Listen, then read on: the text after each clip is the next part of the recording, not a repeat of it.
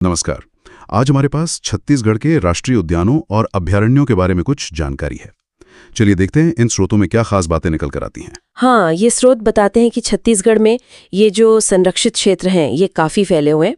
कुछ मिलाकर देखें तो करीब 6,506 वर्ग किलोमीटर का एरिया है। 6,000 वर्ग किलोमीटर से ज्यादा? हाँ, और ये राज्य के कुल जंगल क्षेत्र का लगभग 11% हिस्सा बनता है। 11%? जी।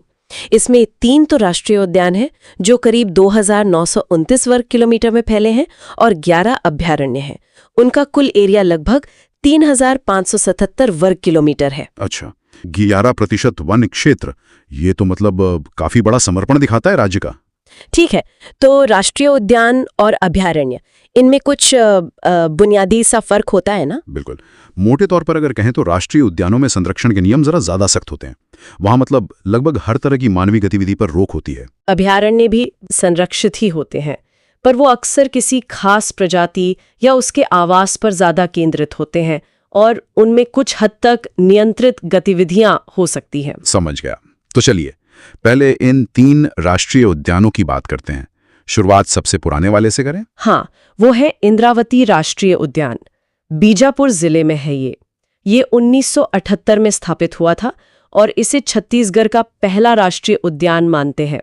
इसका एरिया है करीब 1258 वर्ग किलोमीटर। पहला उद्यान इंद्रावती। जी, और हाँ, 2009 से ये टाइगर रिजर्व भी है और यहीं पर वो मशहूर कुट्टूरू गेम सैंक्चुरी भी है जिसे वन भैंसों का घर कहते हैं। वन भैंसों का घर, हाँ ये सुना है, दिलचस्प है। और सबसे बड़ा उद्यान कौन सा है फिर? वो है गुरु घासीदास राष्ट्रीय उद्यान। ये कोरिया जिले में है। 1981 में स्थापित हुआ था और इसका क्षेत्रफल है 1441 वर्ग किलोमीटर, मतलब इंद्रावती से भी बड़ा। अच्छा, गुरु घासीदास। हाँ, और एक रोचक बात यह है कि ये पहले मध्य प्रदेश का जो संजय गांधी राष्ट्रीय उद्यान था उसी का हिस्सा था। फिर 2001 में छत्तीसगढ़ बनने के बाद इसका नाम बदल दिया गया। ओके। यहाँ बाघ, तेंदुआ, गौर, लंगूर जैसे बड़े जानवर मिलते हैं और इसे भी हाल ही में 2019 में टाइगर रिजर्व घोषित किया गया है। अच्छा, तो 2 उद्यान हो गए जो टाइगर रिजर्व भी हैं, इंद्रावती और गुरु घासीदास। और तीसरा वाला वो कौन सा है? मैंने सुना है वो काफी अनोखा है। हाँ, आप कांगेर घाटी राष्ट्रीय उद्यान की बात कर रहे हैं, बस्तर में। ये सबसे छोटा है तीनों में, सिर्फ 200 वर्ग किलोमीटर का है। 1982 में बना था। सिर्फ 200? हाँ, लेकिन छोटा होने के बावजूद ये बहुत खास है। इसे खास तौर पर पहाड़ी मैना के संरक्षण के लिए जाना जाता है। पहाड़ी मैना छत्तीसगढ़ की राज्य पक्षी है ना? बिल्कुल, और यहाँ की गुफाएं तो कमाल की हैं, जैसे कुटुमसर गुफा। कुटुमसर? हाँ, जहाँ पूरी तरह अंधी मछलियां मिलती हैं, सोचिए। साथ में कैलाश और दंडक गुफाएं भी हैं, काफी मशहूर हैं। रहा नाम की जगह है, वो मगरमच्छों का प्राकृतिक ठिकाना है। और एक और बात, 1982 में इसे एशिया का पहला बायोस्फीयर रिजर्व घोषित किया गया था। क्या बात है, एशिया का पहला? जी हाँ। हालांकि अब वो दर्जा इसके पास नहीं है, पर ये इसकी ऐतिहासिक महत्ता तो दिखाता ही है। ये तो सचमुच बड़ी बात रही होगी उस समय। तो ये थे 3 राष्ट्रीय उद्यान। अब उन 11 अभयारण्यों की बात करें, उनमें क्या मुख्य बातें हैं, कुछ खास? हाँ, उनमें भी काफी विविधता है। सबसे पुराना अगर देखें तो वो है सीता नदी अभयारण्य, धमतरी जिले में। 1974 में बना था ये। सीता नदी 1974 सबसे पुराना, ठीक है। और सबसे बड़ा है तमोर पिंगला, सूरजपुर में है, 1978 का।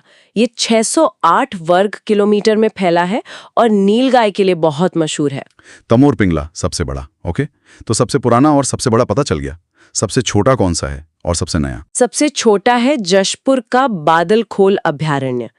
1975 में बना था और सिर्फ 105 वर्ग किलोमीटर का है। बादलखोल 105 वर्ग किलोमीटर? जी। और सबसे नया है कबीरधाम जिले का भोरमदेव अभयारण्य।